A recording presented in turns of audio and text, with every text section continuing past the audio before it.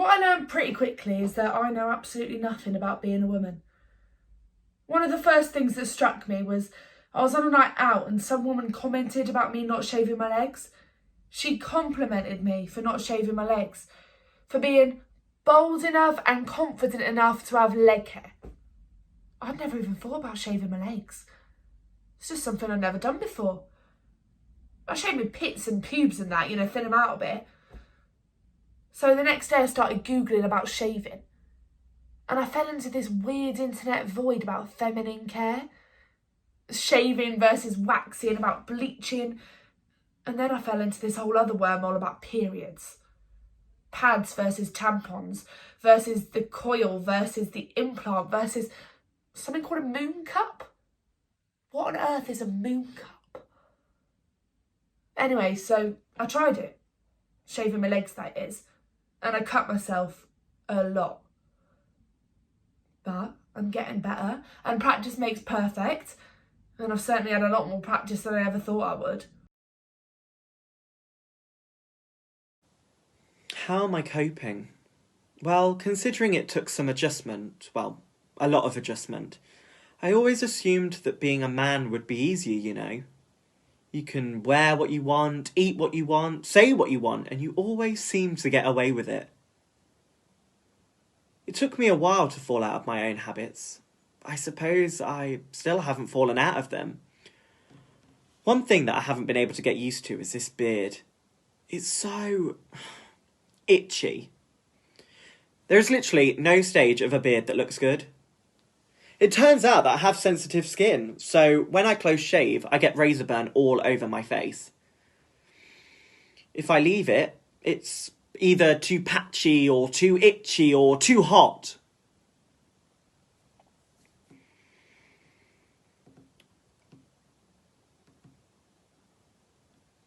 I've learned to be more closed off. With my old girlfriends, we could talk about anything and everything. I never had to hold anything back, especially when I was feeling down. I found with my new friends, it's not so welcome.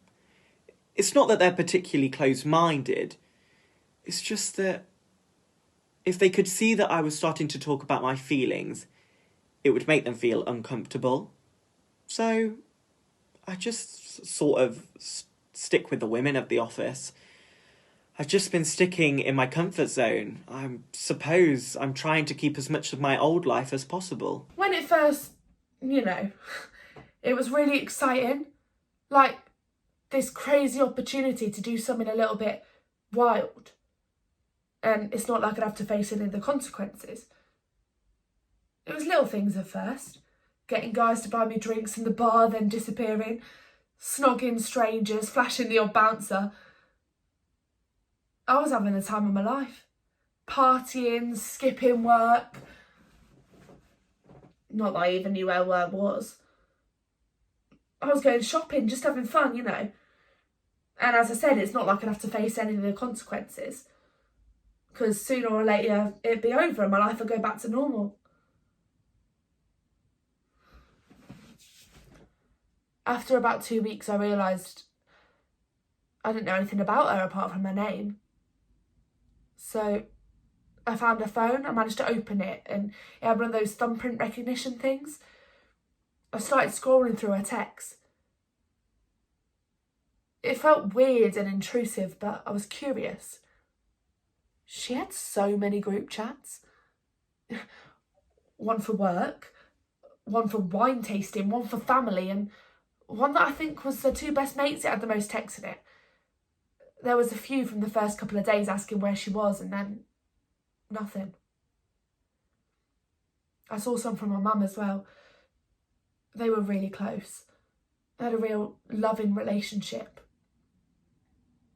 That's when it hit me. Like, properly hit me. That this person in these texts and in these photos, well, she don't exist anymore. And neither do I. I don't know what happened. I sunk into this deep depression and I didn't leave the house for maybe a month.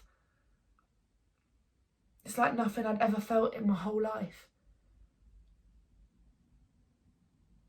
I remember sitting and scrolling through social media one day and having this overwhelming urge to search my own name. At the beginning, the first few days, I was very overwhelmed. I kept thinking that any moment now, everything will go back to normal and this will be a weird dream that I can't tell anybody about because, obviously, who would believe me? Anyway, after maybe the first week, I figured I didn't know how long this would last, so I best try and make the most of it. I found a contract of employment from an estate agent and I started going to work. I went to see a doctor that actually believed me. I made new friends, got in touch with old ones, and my family. It took some convincing, but they believed me. I sort of just carried on. What felt most weird was changing the flat. I didn't make any major changes just in case we suddenly, just little ones. I put up some art, bought some cushions and a blanket and a rug or two. And I bought myself some mugs. He only had small mugs. I hate that. I never opened his mail. That's illegal, isn't it? So I just filed it away neatly by the front door. I checked my social media regularly, just to see how he was doing. I thought about messaging him, but too much time had gone past. About 6 months ago, I plucked up the courage to message myself. Well, Elizabeth. It's confusing. Well, I went back and forth on the idea for a few days, but I was scared. I mean, what if it wasn't a straight swap? What if she wasn't there? I got drunk. That's how I managed to pluck up the courage to send it. I was drunk most of the time. I was so depressed, stuck in a life that wasn't my own. I hadn't seen my friends or family for months. I was too scared. I mean, what if they rejected me? What if they just thought I was some psycho woman pretending to be their son and had me locked up in a mental hospital? She replied. It felt so weird seeing my name pop up on the screen. But she was there at least. We talked on Facebook for a while. She wanted to meet up, but of course I was too scared. She messaged me on my birthday, said there were a load of cards and gifts on the flat and that I should come over and celebrate because I shouldn't be on my own. I was standing in my living room, my actual living room, and there were a load of cards and gifts on the table, which, was nice, but everything just felt a bit off. I mean, it would, wouldn't it? It wasn't my flat anymore. She'd moved the TV a little bit. I mean, not by much, but I used to have it slanted so it was facing towards where I was sitting, and she moved it straight. I keep thinking about that TV. It was the weirdest moment when we met. It kind of felt like he didn't want to be here. I guess it must have been weirder for him stepping back into his old life. He did the weirdest thing. He adjusted my TV. Well, it's been a year and I'm still her. And she's still me. And we've both just sort of accepted it.